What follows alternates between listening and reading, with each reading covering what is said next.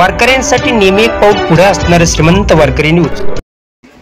देशी गाय हे हिंदुस्थानला लाभलेलं ईश्वरी वरदान आहे।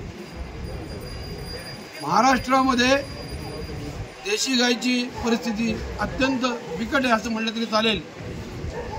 आमच्या गोमातेची उपासमार होते हे हिंदू बांधवांना सहन होण्यासारखी गोष्ट नाही आहे। छत्रपती शिवाजी महाराजांचा हा महाराष्ट्र आहे। गायीचे रक्षण केल्याचे पुण्य बहुत आहे। हे शिवाजी महाराजांचं आपल्या सरदारांना असलेलं मार्गदर्शन होतं। आज महाराष्ट्रामध्ये प्रत्येक देशी गोवंशाला 100 रुपये प्रतिदिन अनुदान मिळावं या मागणीसाठी आम्ही या ठिकाणी उपोषणाला बसलेलो आहोत। आणि महाराष्ट्रातल्या 350 गोप्रेमी संघटनांनी या आमच्या आंदोलनाला पाठिंबा दिला आहे। आज गुजरात, उत्तर प्रदेश, मध्य प्रदेश, राजस्थान, हिमाचल प्रदेश, उत्तराखंड, गोवा अशा 7 ते 8 प्रदेशांमध्ये देशी गोमातेसाठी अनुदान दिलं जातं। महाराष्ट्र यांच्यापेक्षा प्रगत राष्ट्र आहे आणि असं असताना सुद्धा महाराष्ट्रामध्ये अजून अनुदान दिलं जात नाही हे आम्हाला बरोबर वाटत नाही। हे जर अनुदान दिलं तर याच्यामुळं सगळ्यात जास्त फायदा शेतकरी वर्गाचा होणार आहे की जे शेतकरी देशी गोवंश सांभाळतात। या सगळ्या शेतकऱ्यांना त्या जनावरांच्या चारा पाण्याची प्रचंड चिंता करावी लागते। वेळ प्रसंगी घरातले दागिने गहाण ठेवून जनावरांच्या चाऱ्याचा खर्च करावा लागतो। तर हे शेतकरी चिंतामुक्त होतील आणि त्यानंतर या देशी जनावरांच्या संवर्धनामुळं खूप मोठ्या प्रमाणात शेणखत निर्माण होईल।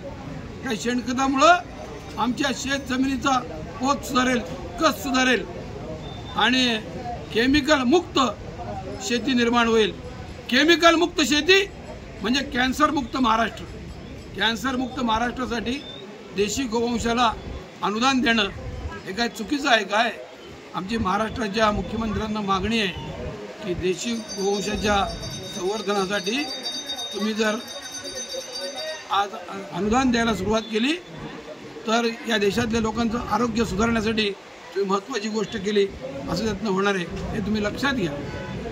देशी गोवंशाच्या अनुदानाबरोबर आम्ही अशी मागणी केलेली आहे की जी गायरान आहेत, जी गायरानं गायीच्या हक्काची आहेत, ती गायरानावर आज अतिक्रमण झालेलं आहे। या अतिक्रमण काढून गोपालनासाठी, गो संवर्धनासाठी, गोशाळांसाठी या गायरानांचा वापर झाला पाहिजे।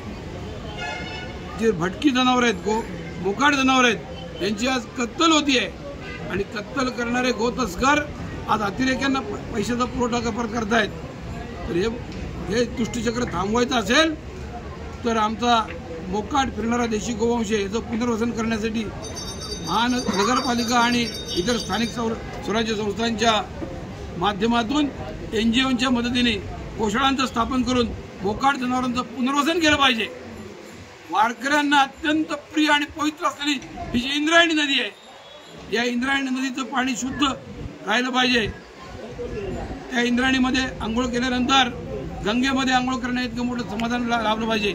इंद्रायणी नदीचं शुद्धीकरण व्हावं आणि आळंदीच्या या परिसरामध्ये जे दारू विक्रीचे किंवा वेश्या व्यवसायासारखे बेकायदेशीर धंदे चालतात या धंद्यावर प्रशासनाने संपूर्ण प्रतिबंध आणावा ही आमची मागणी आहे। या मागण्या म्हणजे वारकऱ्यांच्या जिव्हाळ्याचा विषय असलेल्या मागण्या आहेत, वारकऱ्यांच्या अंतःकरणातल्या ज्या मागण्या आहेत त्या मागण्यांचा सुद्धा पाठपुरावा आम्ही या निमित्ताने करतोय।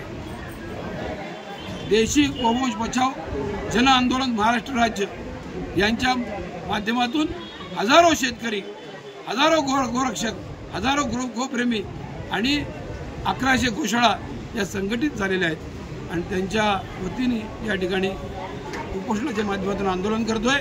परंतु हे आंदोलन हिंदुत्ववादी सरकारच्या विरोधातलं नाहीये। लेकरू भूक लागली तर ओरडतं आणि आईकडेच मागणी करतं, अशा प्रकारचं हे आंदोलन आहे।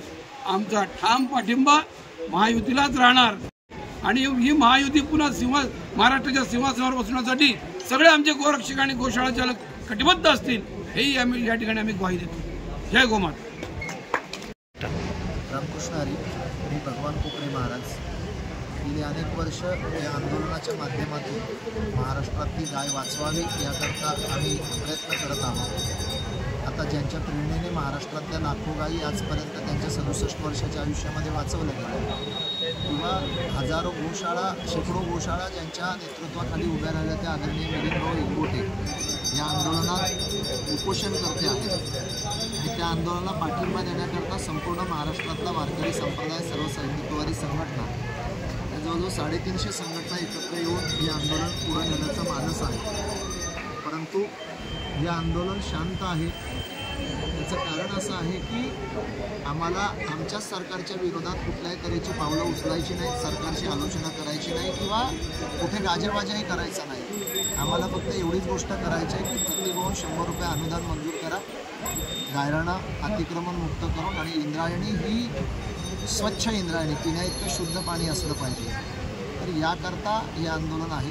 येत्या मंगळवारपर्यंत आम्ही शासनाची अतिशय निमूटपणे वाट बघणार आहोत, वेळ देणार आहोत. कारण कुठलीही गोष्ट आम्ही आज मंजूर उद्या झालं असं होत नाही. तर त्याच्यासाठी 3-4 दिवसाची मुदत आम्ही शासनाला याच्यातून दिलेली आहे, देतो. त्याच्यामध्ये मंगळवारच्या कॅबिनेटमध्ये हा विषय पूर्ण घेऊन त्यांनी तत्काळ लागू करावा. शासनाने आमचा विषय मान्य केल्यानंतर आम्ही स्वतः महाराष्ट्रामध्ये ठरवलेलं आहे की महायुती शासन यावं म्हणून आम्ही रथयात्रा काढण्याच्या मनस्थितीत आहोत. वारकरी संप्रदायातले काही मंडळी सगळ्यांना बरोबर घेऊ. परंतु हा विषय व्हावा आणि शिंदेसाहेब हे करू शकतात, कारण त्यांना जिव्हाळा हिंदू धर्माबद्दल प्रेम आहे, फडणवीस साहेबांचं सहकार्य आहे आणि निश्चित हे कार्य आता होऊ शकतं.